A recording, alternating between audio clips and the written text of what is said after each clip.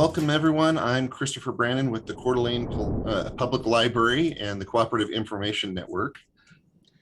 And I'm George Williams. I'm the Next Search Catalog Coordinator at Northeast Kansas Library System in Lawrence, Kansas. And this week, we've got another great episode for you. We are hosted by koha-US. You can find all of our videos and much more great content in how-tos on koha-us.org. You'll find our information under the Learn tab. And this week, we're going to be talking about not so much a specific enhancement for koha-US, although I will be showing some jQuery. I'm not going to be talking about the enhancement itself, but talk about an element within that enhancement that you can use anywhere you like in Koha, staff side or patron side on the OPAC. But we're going to talk about an element that can be used taking advantage of Bootstrap, which is part of Koha. The Koha community has utilized Bootstrap that helps Koha, I believe, in a lot of its responsiveness and working with just laying out of web pages. It's something that's out there and they've utilized it. And there are a lot of elements to Bootstrap, some that go unnoticed. And so we'll highlight one of those today. I guess the easiest way to explain what Bootstrap is it's a CSS library that's been set up to make applying CSS styles easier. And Bootstrap is specifically written to make pages more responsive so that a page can go from being on a full screen at a laptop computer or a desktop computer. And then Bootstrap has all of the CSS written so that it's really easy when you open that same thing on an iPad or a phone. Bootstrap is a library of CSS commands, and that helps transition from one size screen to another and helps make Koha responsive. Yeah. And so if you get to know Bootstrap, you can do a lot of things quickly and easily in Koha that it used to be more difficult to do. And the element we're going to show you today is just one of many elements that are within Bootstrap. Bootstrap itself has a lot of neat features that you can take advantage of, and you can learn more about Bootstrap by just looking up documentation online. Today, I'm going to talk about an enhancement that came to mind. I'll show an enhancement that came to mind as we're transitioning into 2111 from 2105. We've had an enhancement out back when Koha started off in version 3 before they did the reversioning, where we collapse the locations of libraries in your search results of libraries that are not necessarily the library that you're from, just to help with looking through the results a little bit better. And to better explain that, let me go over to our demo page here. And this is a good example. Actually, let me go into, I'll go into our OPAC real quick here and show some other results just so you can see a little bit more. When you're dealing with a consortium that has a lot of libraries, when you're doing results, I don't want that one. Yeah, that's something maybe we should point out here, is that if you only have one library, this enhancement, the big enhancement that Christopher is showing off today, that he's going to demo the little enhancement in, the big enhancement isn't really going to be for you if you've only got one library. Right. And again, we're not really focusing on this particular enhancement, but what you can do with it. And so this enhancement, so I did a search here and I have a lot of results here that are shrunken down. If I do, like, for example, let me do this one. I'm going to do our hotspot because we have a lot of those. Oh, I should spot. Okay, so we have a lot of items here. Now this one isn't necessarily collapsed because this is our particular library that has a lot of these items. But if I had a lot of results with that much in there, I'd be scrolling and scrolling and scrolling just to get through the page if I was looking through all of the results of all these libraries. But because of this, here's an item that has this collapse. All of this is in here that it's not necessarily showing because of this jQuery. I'm not looking at stuff that I don't need to look at, and I don't have to scroll so much. So this has been a really helpful feature to our librarians. I remember when this enhancement first came out, the big deal was Harry Potter. Yeah.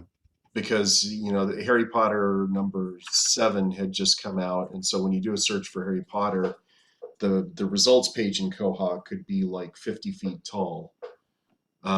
Because it was showing you in that right-hand column, it was showing all of the individual items at each library. And when you've got 48, 50 libraries, there would be a lot of things in that right-hand column. But if you use this jQuery to hide the ones that aren't at your branch, then that column gets a lot shorter in the page. Instead of being 50 feet tall, it's only like 20. Yes. Instead of scrolling for 10 minutes to get to the bottom, you're only scrolling for 7. So we updated this code.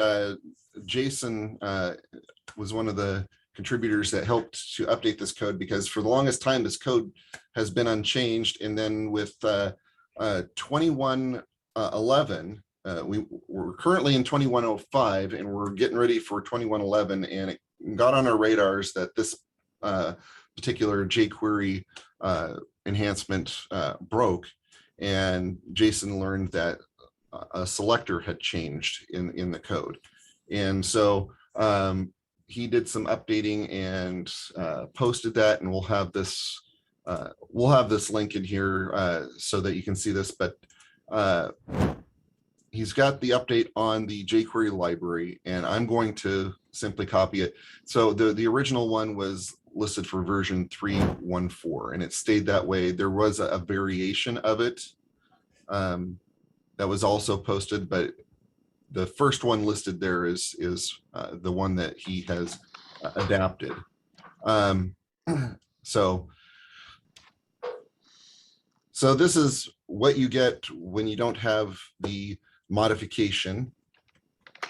I'm going to copy Jason's update to this modification, and I'm going to put it in our jQuery. Save that information, and now I'm going to refresh this results page. So this is the exact same results page. Now it collapses everything that is not where there isn't a copy at the branch you're logged in at, right? Correct. And it will say no local copies on here. So right. If I want to look at them, I can click on the section where it says show all, and it will expand and show me those copies if I wanted to see where it is. Right. Or I can click on the item and go straight into the record. But for the most part, the only items that I'm seeing are copies. Yeah, I use this enhancement too. I use a version of it, but I've also got a button at the top of the page that will show all copies. Well, aren't you special? It'll toggle between show all copies and show local copies only. Because I don't think I've ever shared it, but this isn't about this enhancement. No, it isn't. That can be a future video. Yes, there you go. Okay. All right. So while I was playing with this and making sure it worked on our test server before our upgrade, I was looking at this and thinking, okay, I'd like to dress this up a little bit. Jason did a fine job with this, and the no local copy stands out, but I've made some adjustments to our Koha, both on the staff and the public side, to make some things stand out a little bit better and look a little bit more snazzy or professional looking. So I wanted to kind of mimic what I've done already. And so I made an adjustment to the no local copies message because for me, you know, text just bleeds together. Even if it's colored, it just bleeds together. And I wanted to make certain things stand out a little bit differently. So I'm taking advantage of something in Bootstrap called labels. Bootstrap actually has something called badges, and they have labels. And badges are used primarily around numbers and are more rounded. They can also be used within other elements like buttons. So badges is part of Bootstrap. And then labels are similar. They're just not as rounded, and they can be resized and you can do different variations with the label looks. You can have different colors. Change. I think we've done a video about those in the past. I think we used them for missing statuses and lost statuses in a results page. Yeah, and in fact, I have an example here from our OPAC. I use this for our statuses. So the statuses show differently depending on the different status. And here's an example where the badges were used. Usually these numbers show up in parentheses. Right. So I made those stand out a little bit more as well. Yeah, I'm pretty sure that we did a video on how to add those labels to the status column. We may have. So you can use the badges or the labels in various places on your website, wherever you want some information to stand out or look different, or so you can distinguish things a little bit more. You can tell something a little different's going on over there. So what I did in Jason's code, in the section where it's talking about if it's owned local, what he did is he applied a style, and he applied a color and a weight to the text for that message that says no local copies. So in essence, he's turned it red and made it bold. And so what I've done, which I will do here, is I'm going to actually, let's see here. So I'm finding that section right here. So I'm getting rid of this style. And if you want this style, if you just want to keep it as is, that's totally fine. But like I said, I'm matching some things that I've done to our site already. And so you're replacing that style with classes that are part of Bootstrap. And so what I've got here in this case is I'm telling it that I want this to be a label, and label danger, a second class that's added, defines how that label looks and what color it's going to be. So it's making it a red color. And now, if I refresh that page, so all I've done is taken out the style and replaced it with a class, a Bootstrap class. And so now the no local copies is in a label. So I can easily see and distinguish, okay, there's no copies here for these particular items. I can see a copy here. And again, if you want to expand it, that still works. But I've just changed the look of it a little bit here. Right. And all I did was change. I got rid of the style that was in there before, and I applied the class. And you can find out more about those classes for labels and badges just by Googling Bootstrap. And in this case, I'm on the staff side of 2111. Now, it's important to know what version that you're working in. And 2105 and 2111 are on the staff side, are working in Bootstrap version 3. Right. And I'm saying on the staff side because I had learned earlier when we had upgraded to 21.05, they had done some updates to Bootstrap on the OPAC, I believe. And the OPAC's on a different version of Bootstrap. So they just haven't brought both sides up at the same time. I think, don't quote me on this, although it's being recorded. I think the OPAC is on version 4. According to the Koha wiki, since version 2011, Koha OPAC is using Bootstrap version 4. Okay, all right. So my memory is good still. For now. Yes. You know, and this is it's good that they've updated the OPAC. I wish they had updated the staff side at the same time. I like it when both sides are the same because I don't have to do things differently. But because we're using different version of Bootstrap on the staff side and OPAC, it makes a little bit more work because I have to code it a little bit differently on each side.